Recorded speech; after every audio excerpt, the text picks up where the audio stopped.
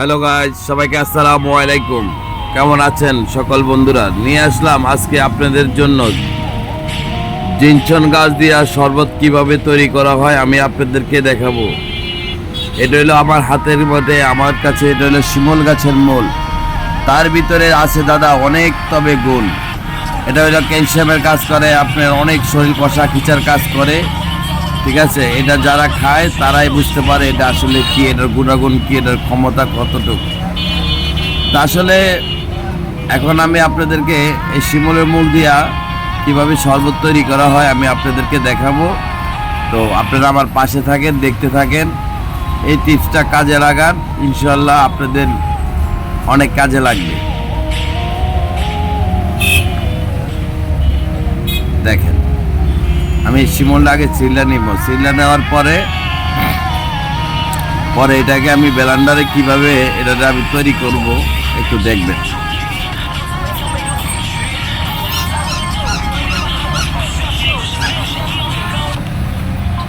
শিলে আমার শেষ, আরেকটা রয়েছে, শিলে শেষ। এটাকে এখন আমি ব্লেন্ডারে ছোট ছোট করে টুকরা করে ব্লেন্ডারে রাখবো।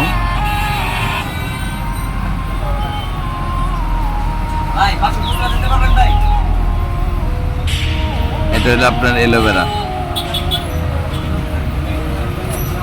একসাথে 4-5টা দিলাম এলোভেরা। এই যে এলোভেরা কিভাবে দিই দেখেন। আসলে অনেকে সিলার কাজ কিভাবে সিলতে অনেকে জানেও না, বুঝে না। দেখেন ধর্ম আর পটাশ করে সিল্লা আলাম।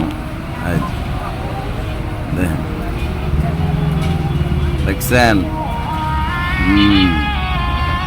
আপনারা বাসা বাড়ি বেদ্যা মা বোনেরা এভাবে সিলবেন। ঠিক আছে, কমপ্লিট। এখন আমি এর সাথে জিনছনের কিছু শিকল বাকলা দিব। এটা হচ্ছে জিনছন গাছের আপনার গাছটা দিলাম। এই গাছটা কি যে উপকার রে ভাই, খাইলে বুঝবেন। কি পানির মধ্যে নাইমা খাওয়া লাগে না কোথায় নাইমা খাওয়া লাগে ভাই, আমি আর বিস্তারিত নাই কইলাম। ঠিক আছে, আমি সকল উপাদান দিয়া দিতেছি। এখন এটার মধ্যে সকল উপাদান দিয়া আমি শরবতটা তৈরি করব। এখন আমি শিমল গাছের মূল দিছি, আপনার এলোভেরা দিছি, জিনছন গাছ দিছি। এখন আপনার যতগুলা আইটেম পাউডার মাউডার দেওয়া দরকার সব ধরনের আইটেম উটেম দিছি। এখন এটাকে ঠান্ডা পানি দিয়ে আমি তৈরি করবো। এই যে দেখেন, এখন শুধু ব্লেন্ডার করব। এই যে ব্লেন্ডার করা শুরু করলাম। দেখেন কত সুন্দর একটা স্পেশাল শরবত হয়।